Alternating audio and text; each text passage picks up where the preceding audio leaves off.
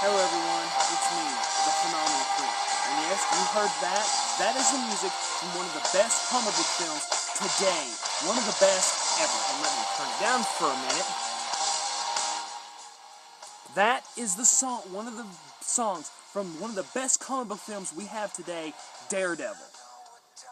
I'm going to be giving my personal review, my thoughts on the movie Daredevil, and why it is so good, and why people need to give it a break. Why they need to realize it's so freaking good. So the story of Daredevil is about a kid named Matt Murdock who goes blind, and he lost his sight, but he got something back in return, like a bat, like radar sense. Like whenever he would hear a noise, it would show in blue. He could see everything like in radar, and he uses these powers to defend people of Hell's Kitchen, where he grew up, beating criminals to a pulp and saving people. And as he quotes, "I am judge, jury, and executioner." And in this movie, people hate the person who played Daredevil. I loved it. Ben Affleck. Ben Affleck plays Daredevil perfectly. And everyone's like, no, he's not a good Daredevil. Well, you know what? There's a reason he's a good Daredevil.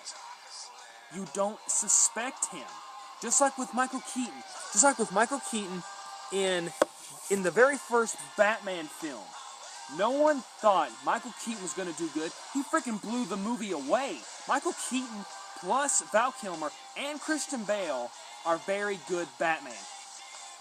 Just like Ben Affleck is a great Daredevil. So the story of Daredevil goes, the movie starts with Daredevil going down using his little thing. I don't know what his weapon's called, but he's using it to go down into the church, and he slips and falls. And his preacher pulls the mask off and says, Matthew, and he says, "They say that your life flashes before your eyes when you die. That's true even for a blind man." So then he starts talking about how he grew up in Hell's Kitchen, how it's now named Clinton, but he says that cities never change, no matter if you change the name or not.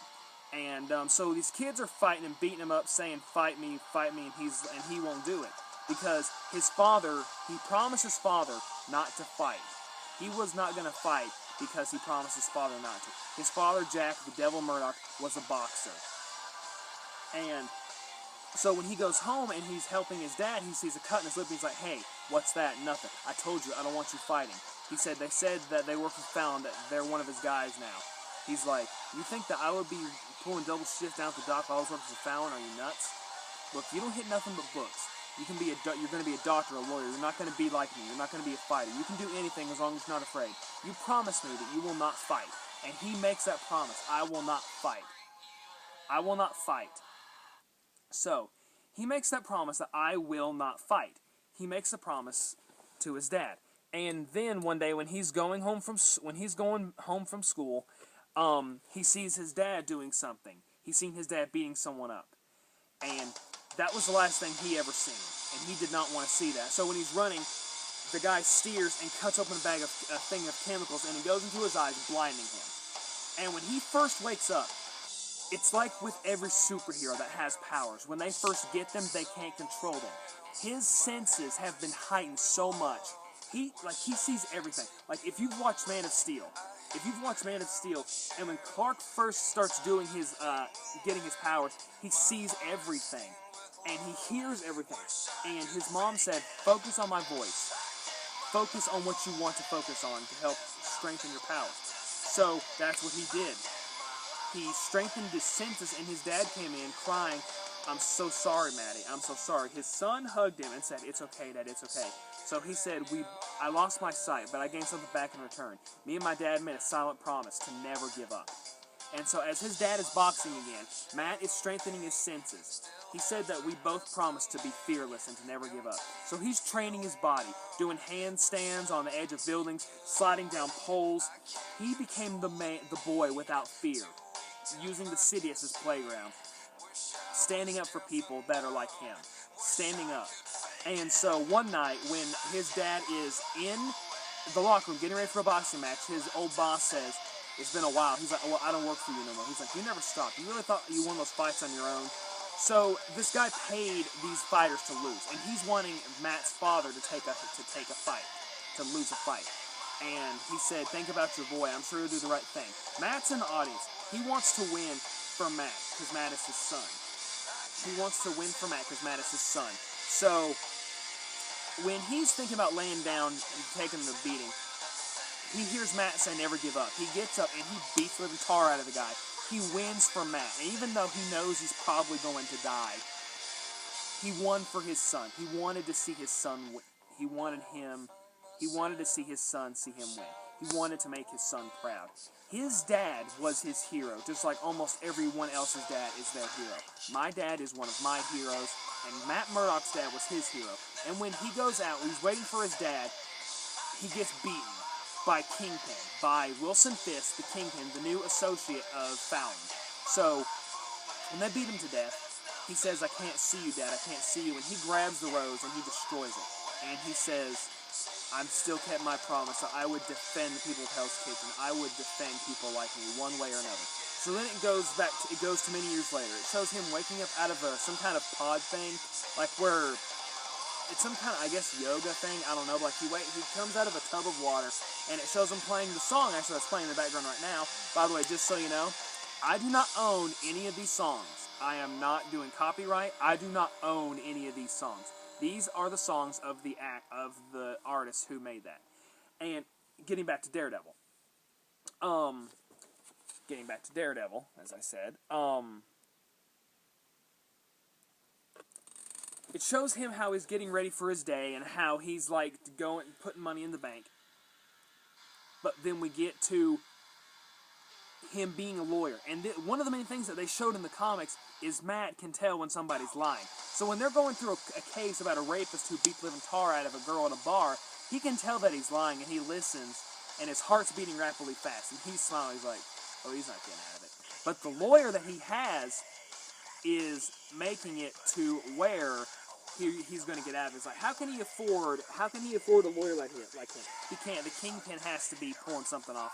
So then his friend goes, come on, let's go get drunk. Not tonight. I've got work to do. Oh, and before that, he said, Mr. Quesada, for your sake, I hope justice is found here today, before justice finds you. So, when justice was not served, Matt's getting ready for DareDevil. We see him, and this is one of my favorite things of a superhero movie. You see them put the suit on. You see him zip up the jacket, put on the gloves, put the boots on, no, you don't see him put on the mask, but you see him use his weapon, his cane, as it becomes nunchucks, a bow staff, some other things. And then like we see him looking over the city and how he uses his radar sense to scour through the city, and he can do some pretty freaking awesome parkour. So he's in the bar, and he's looking down at Quesada, and he's like, hey, to the justice system, Kingpin's got my back, and he's like, hey, what's up with that? What do you want? Justice. So he beats the living tar out of everybody in this bar, and he takes a few hits himself. So, and this is one of the many things that fans are so pissed at, are so mad about, that DareDevil supposedly killed Jose Quesada. No, he did not kill Jose Quesada. When he sneaks up to him, the train goes by, and Daredevil's sound, his hearing ability has gotten advanced. So one little sound, if it's too loud, it'll hurt, it'll make him have a headache. And it'll make his vision not focused. So he has to contract another sound to get a full view. He sees Quesada. He gets the nunchuck thing and he strangles him, and he's like, hey, how you doing? He's like, hey, didn't you hear I was quitting? Not by me. So then the train goes by and he's down there again. Quesada points a gun to DareDevil's head. DareDevil makes a move. He breaks his back. And he says, hey, that light up ahead, guess what? That's not heaven. That's the C train. And then it runs over him and he dies. Now a bunch of people are saying this is not the same DareDevil from the comics. Bull crap. No. What is something that Batman said to Ra's al Ghul? I'm not going to kill you, but I don't have to save you. DareDevil just did not save him. He would have, but he decided not to save him. He did not kill him. DareDevil made a move. So then this guy named Ben Urich is trying to find out who DareDevil is, what DareDevil's doing, who he is. So they're all coming down. He's like, are you saying DareDevil's responsible for this? Get off my back. And he's like, there's no such proof that your so-called Daredevil exists. So then he takes the cigarette and he sees something. He throws it and it lights the 2 Ds. I was like, that's freaking epic. That's freaking awesome. So then we see Matt talking to his friend. I forget what his friend's name is, but they're in a coffee shop and they're talking about how his friend's wanting to not represent the innocent anymore. He's wanting more richer clients that will actually pay them in money. Matt and his friend have a law office on their own. They're on their own, I guess. So, but he's wanting to keep representing people that he knows are innocent. So, they're sitting in the coffee shop, and all of a sudden, Jennifer Garner comes in as, yes, Elektra. Another thing fans are mad about is that Elektra and Daredevil, or Matt Murdock, did not meet the same way they met in the comics. So what? They still met anyway. That's the thing. That's the thing fans need to get over, is the fact, I'm a fan of Daredevil. I haven't read much of the Daredevil comics, but after reading one of them, okay, I can understand where some fans would be mad. But you know what? They put Elektra in the movie anyway. They had them meet anyway. They did it anyway. Yeah, it wasn't the same time frame. It wasn't the same way how they met. But they had them meet. They had them fight. They had them get together. They had all of it. So he goes up to her. He says, I'm looking for some honey. Can you help me out? And she's like, right in front of you. Well, can you be a little more specific? And one thing that I loved about Jennifer Garner and Ben Affleck, yes, they're married, but these two work so good with each other. Like Andrew Garfield and... oh, crud, what's her name? I see her face. The chick who played Gwen Stacy in Amazing Spider-Man, I had her face. She's so freaking hot. She's so awesome. Emma Stone. Just like how Andrew Garfield and Emma Stone work perfectly together, Ben Affleck and Jennifer Garner work well off of each other. They work good working with each other. They are good at what they do. They're good at being actors, and especially in a film together. And when he says, I'm Matt Murdock, she's like, nice to meet you, Matt Murdock. So he's like, what's your name? I don't like being followed, so don't. So he follows her to the playground, and she's like, what do you want? I just want to know your name. So then they do this awesome fight scene in the park. And this actually, from what I've heard, happens in the comics. They do have a fight. And like, they're having a good fight and everything like that. They're like, you sure you're blind? You sure you don't want him to tell me your name? So like, we get like this awesome fight scene, and then like how they get on the seesaws, and she's like, he's like, so is this what every guy has to go through to find out what your name is? And she's like, try asking for my number. So then he's like, stop hitting me. Okay. She gets rid of his cane. He does a backflip off the freaking seesaw. I was like, that is freaking awesome. So he backflips off of it, and she steps on his foot, and she elbows him, and she's like, my name is Elektra Nachios. And then we get to Kingpin, Wilson Fisk. A bunch of fans are also pissed off because they don't like the fact that Kingpin is black. So, it's still the Kingpin. He still is big. He still is power hungry. He still is the Kingpin of crime. It's the same Kingpin. Just, yeah, he's black. And the guy who played him, I forget his name, he plays Wilson Fisk greatly. You are intimidated by this guy. You see him like, okay, yes, he is the Kingpin. I would be scared of him too if I ran into him and just anywhere. So, Kingpin's sitting there smoking a cigar, and then all of a sudden Nicholas Nachios is wanting to get bought out. He's done because he's tired of looking over his shoulder, because he knows that Wilson Fisk is the Kingpin, but the press doesn't. No one knows that Wilson Fisk is the Kingpin except for a couple people. So then he's like, I want you to buy me out. They're starting to find out that you're the Kingpin. I'm tired. I'm done. Buy me out. So he said, okay. He said, how's your daughter? So then they're walking and talking about how Elektra is so good, and how Elektra knows all those moves, and how Matt knows how to take care of himself the way he does.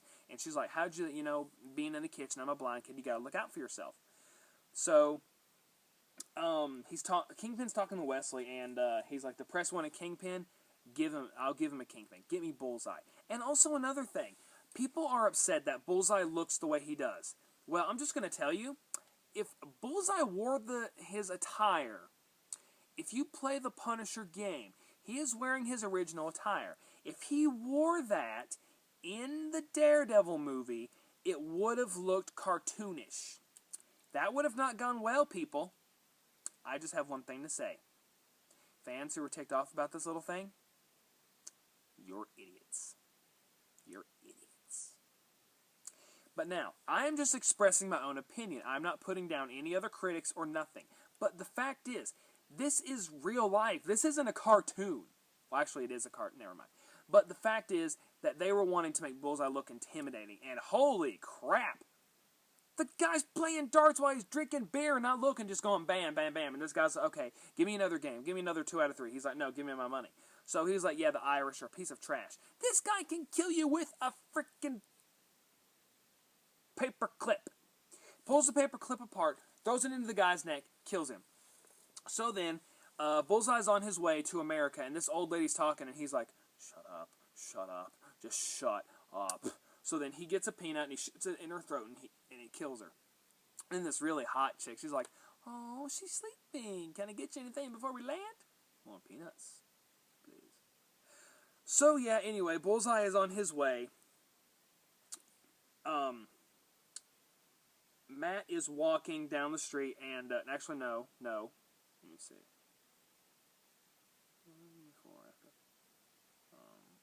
Oh yeah.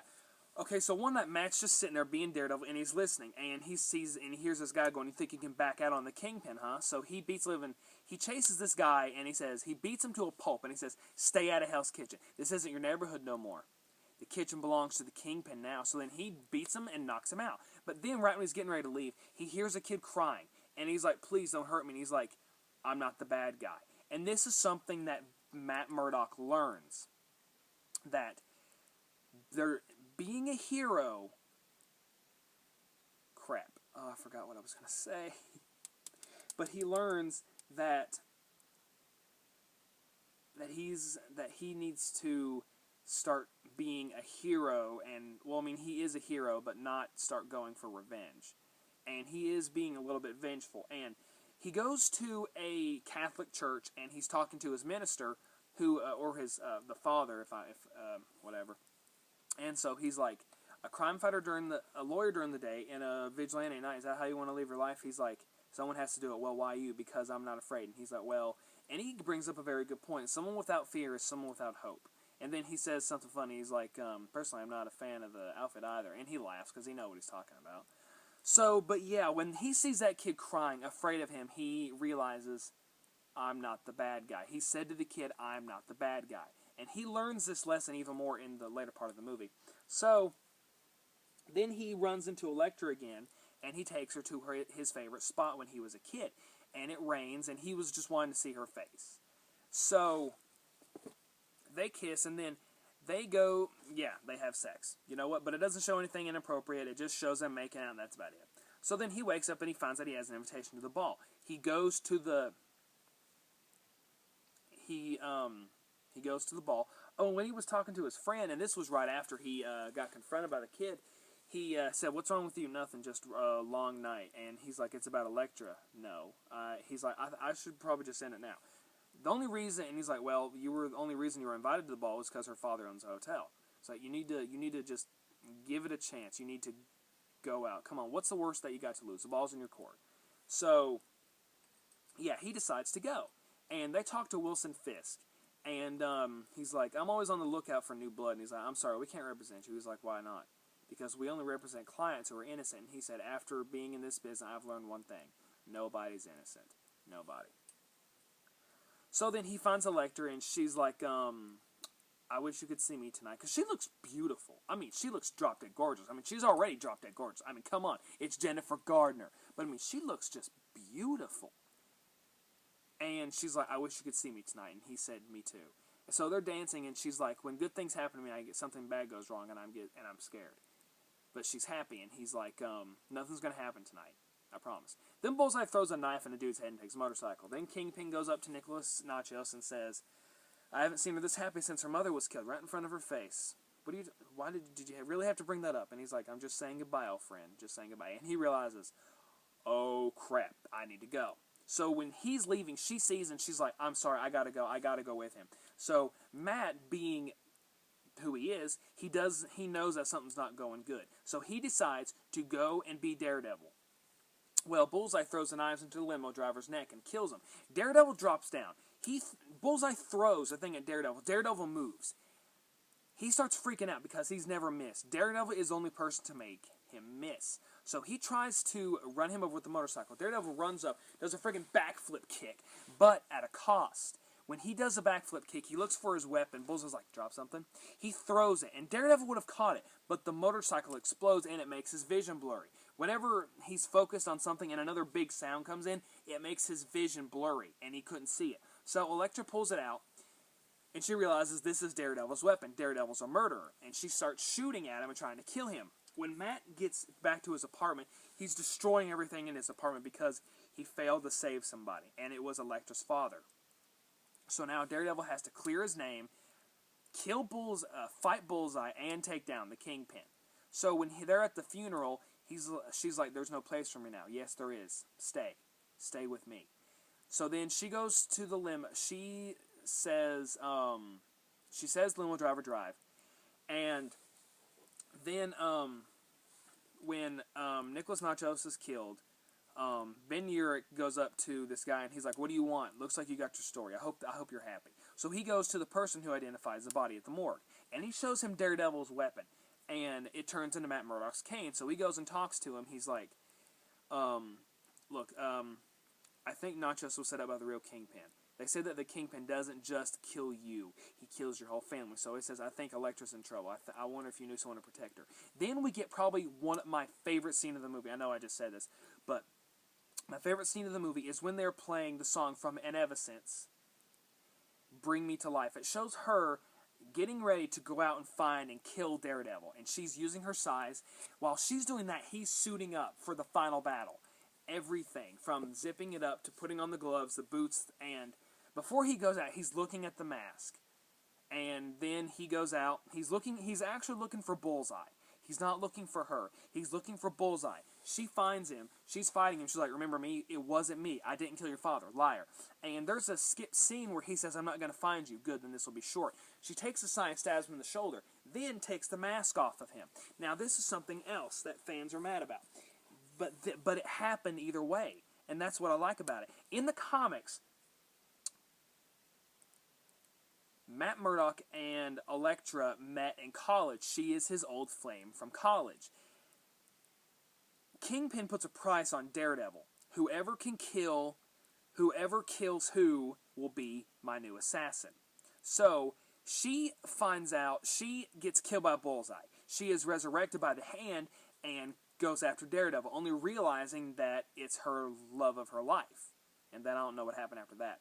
But so she's fighting Daredevil. When she stabs him in the shoulder, she takes off his mask and realizes it's Daredevil, or it's Matt, and she's crying, and she's like, "I'm sorry for what I did." And he's like, I didn't want to lose you again. I was just trying to protect you." So then we get the fight between Elektra and Bullseye, and this is spot for spot in the comics, with her throwing the sigh and him throwing it back at her, going in her hand, him beating the living crap out of her, him throwing a card and cutting her neck, and even stabbing her to death. And in the comics, she died in his arms. And he said, "Stay with me." And before she left him, she said, "I'll find you again."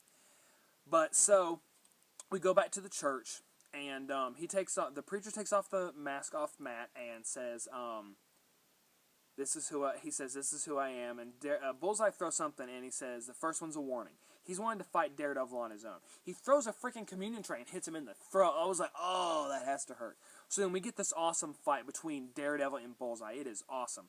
They're fighting up in the rafters of the church, and Bullseye actually keeps throwing those stars at Daredevil, and Daredevil blocks all of them. He runs out of utilities, so he makes his own. And this is the thing. Bullseye is fighting for his pride. He is fighting for his pride, for his manhood, basically. Yeah, Daredevil made him a little boy. So he is trying to kill Daredevil. He said he was going to do Daredevil for free. He was going to kill Daredevil for free.